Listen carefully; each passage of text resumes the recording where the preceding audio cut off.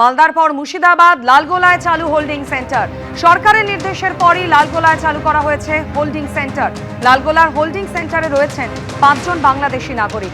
লালগোলার বাহাদুরপুর পঞ্চায়েত লাগোয়া পদ্মা ভবনে 3 তলায় তৈরি হয়েছে এই হোল্ডিং সেন্টার। গতকাল ইংরেজবাজারের হোল্ডিং সেন্টারে রাখা হয় 9 জন বাংলাদেশিকে।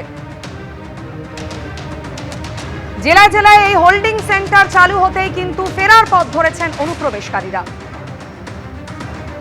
স্বরূপনগর হাকিমপুর সীমান্তের ছবি আপনাদের দেখিয়েছি। জেলায় জেলায় হোল্ডিং সেন্টার খোলা হচ্ছে, আর তারপরই সীমান্ত এলাকায় বাংলাদেশিদের ভিড়। ফেরার পথ ধরছেন অনুপ্রবেশকারীরা। অনুপ্রবেশকারীদের নিয়ে মুখ্যমন্ত্রী শুভেন্দু অধিকারীর কড়া বার্তার পরেই মুর্শিদাবাদ থেকে 11 জন বাংলাদেশি গ্রেপ্তার। ভগবান গোলার বর্ষাতে গোলা থেকে গ্রেপ্তার 4 বাংলাদেশি অনুপ্রবেশকারী। ট্রেন থেকে নেবে টোটো করে যাওয়ার সময় নাকা চেকিংয়ে পাকড়াও। 4 বাংলাদেশিকে পাঠানো হলো লালগোলার পদ্মা ভবনের হোল্ডিং সেন্টারে। আর অন্যদিকে জলঙ্গির বিদপুর থেকে গ্রেপ্তার 7 জন বাংলাদেশি অনুপ্রবেশকারী। ধৃত অনুপ্রবেশকারীরা সবাই বাংলাদেশের কুষ্টিয়ার বাসিন্দা। 7 অনুপ্রবেশকারীকেই পাঠানো হয়েছে লালগোলার হোল্ডিং সেন্টারে।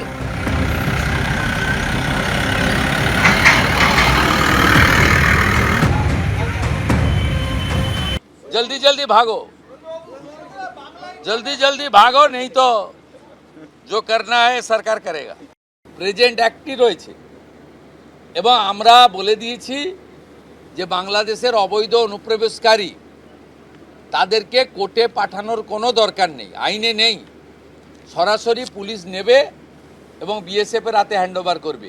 বিএসএফের যা ভারত সরকার বাংলাদেশ সরকারের সঙ্গে আছে এগ্রিমেন্ট, তাতে বাংলাদেশি প্রুফ করে হ্যান্ডওভার করে দেবে। আমাদের জেলে 3 মাস 6 মাস 2 বছর রেখে আপনার চাল, আপনার ডাল, আপনার তেল, আপনার মাছ, আপনার ডিম, আপনার কাপড়, আপনার মেডিসিন ওদেরকে দেব কেন? ওটা তো ভারতীয়দেরই ক্ষতি হচ্ছে, আমাদের রাজ্যেরই ক্ষতি হচ্ছে। সেই জন্য আইনটা এতদিন ছিল ভোট ব্যাংকের স্বার্থে কেউ বা কারা ব্যবহার করেনি। আমরা ভোট ব্যাংকের বাইরে গিয়ে দেশের স্বার্থে, রাজ্যের স্বার্থে এই আইন কার্যকর করছি। একে দামাদ হয় এ লোক। আপনার দেশে বাংলাদেশি কেন থাকবে? বাংলাদেশি কি আপনাকে রাখবে? যে কোনো দেশ, যে দেশের বাসিন্দা নয়, আপনি আপনার বাড়িতে রাখেন না, তো অন্য দেশের লোক এবং তারা ফিরতে চায়, তাদেরকে আর কি করে কেন জোর করবেন? পাঠিয়ে দিন। এরই মধ্যে অবৈধভাবে ভারতে প্রবেশের অভিযোগে পলাশীপাড়ায় গ্রেফতার করা হয়েছে এক বাংলাদেশিকে। ধৃত যুবক বাংলাদেশের মেহেরপুরের বাসিন্দা। ভারতে এসে বারুইপাড়ায় এক আত্মীয়ের বাড়িতে থাকতেন ওই বাংলাদেশি, এমনটাই খবর সূত্রের।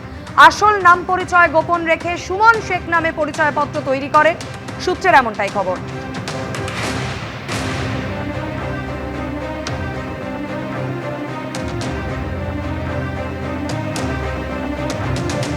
এবিপি আনন্দ, এগিয়ে থাকে, এগিয়ে রাখে।